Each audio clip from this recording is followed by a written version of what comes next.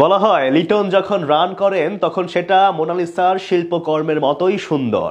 তিনি যেন ক্রিকেটের মোনালিসা, যার ব্যাটের প্রতিটি সব শট যেন রং তুলির আঁচড়ের মতন। দীর্ঘদিন পর তিনি ফিরেছেন ওপেনিং করার জন্য, আর ফিরেই করলেন বাজিমাত।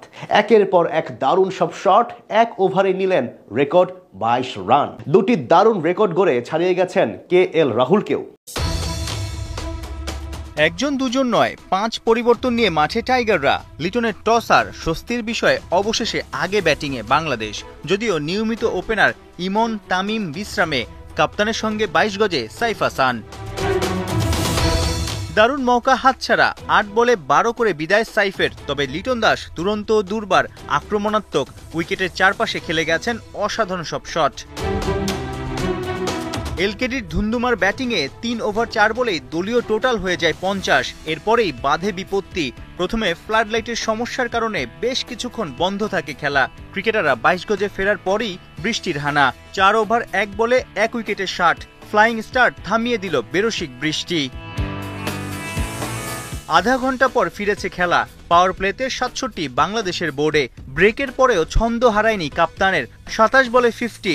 আন্তর্জাতিক টি20তে বাংলাদেশের পক্ষে সবচেয়ে বেশি 14 50-র মালিক এখন এলকেডি। প্রায় 200 স্ট্রাইক রেটে খেলা লিটনে মুগ্ধ পাওয়ার হিটিং ওস্তাদ জুলিয়ান উড। একদিকে লিটনের ঝড়, অন্য পাশে হৃদয়ের একের পর এক ডট। তাল গোল পাকিয়ে 14 বলে 9 করে হতাশায় ডুবেছেন। লিটন টায়ার্ড, হৃদয়ের পর ক্রিজে এসে নড়বড়ে শামীম পাটোয়ারিও। 7 থেকে 14, মাঝের ওই 8 ওভারে কেবল 54 রান এসেছে স্বাগতিকদের। 15তম ওভারে ডাচদের ম্যাজিক। 73 করা লিটনকে ফেরালেন কাইল ক্লেইন। তার দারুণ এক বাউন্সারে কাবু হলেন শামীম পাটোয়ারিও।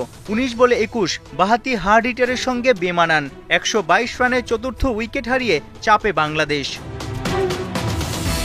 প্রায় 3 বছর পর আন্তর্জাতিক টি20তে ফেরা সোহানের সঙ্গে ক্রিজে জাকির আলী। 18তম ওভারটা রাঙিয়েছে 2 ফিনিশার। সোহানের জোড়া 6, একটা জাকিরের। ওই ওভারে 22 রান নিয়ে বড় ঝড়ের বার্তা ওদের।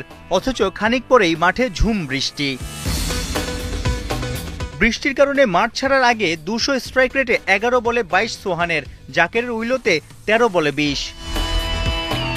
ভারী বৃষ্টিতে ভেস্তে গেছে ম্যাচ। সিরিজ সেরা লিটন কুমার দাস।